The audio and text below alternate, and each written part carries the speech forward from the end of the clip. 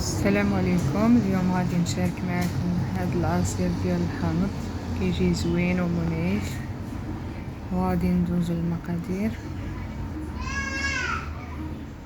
عندي هنايا 2 تفاحات وحامضة وحدة. وبالنسبة للتفاح يعني خصو يكون هاد الصفر او الخضر اللي كيجي زوين مع الحامض. وبالنسبة لهاد الحمضة كانت عندي في المجمد، وغادي نحيدو ليها غير هاد القشرة الصفراء اللي كتكون يعني الفوق،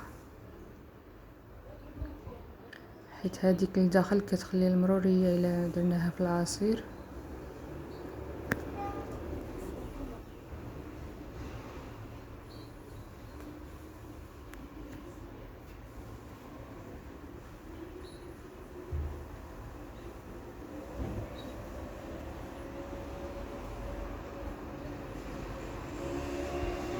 غادي نحيدوها كاملة هاد القشرة الفوقانية،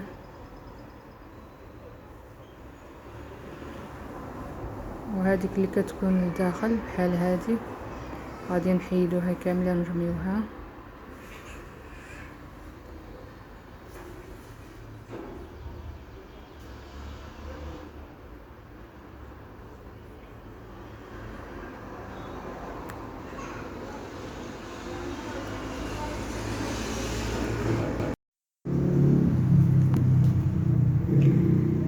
وبالنسبة للتفاح كنديروه بالقشور ديالو.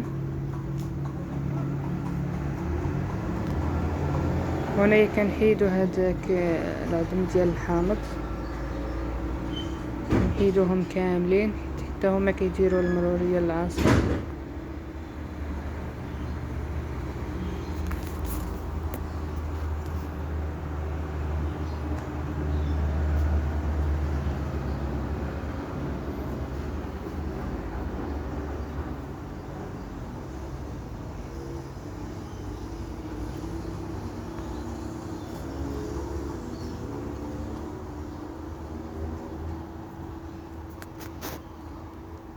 وكنستمروا هكا حتى كنساليو التفاح.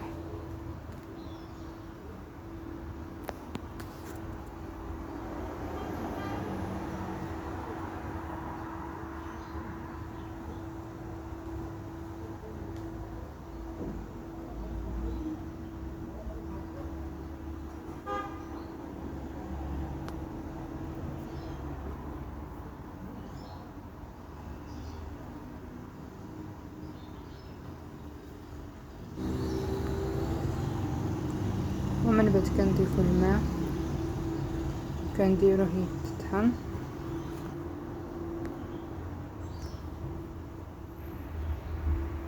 وهنا بعد ما طحناه مزيان عندنا هاد الصفاية غادي نصفيو العصير.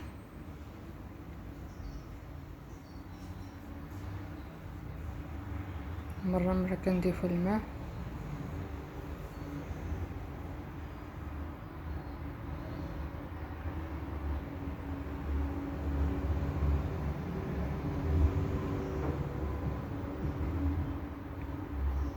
كنزيدو شوية ديال الماء في العصير.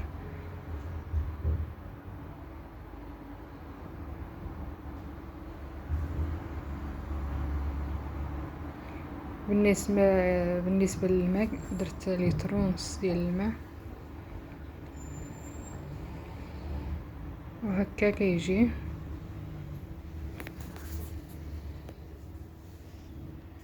والسكر درت 4 المعالق ديال السكر. والسكر كيبقى على حسب يعني كل واحد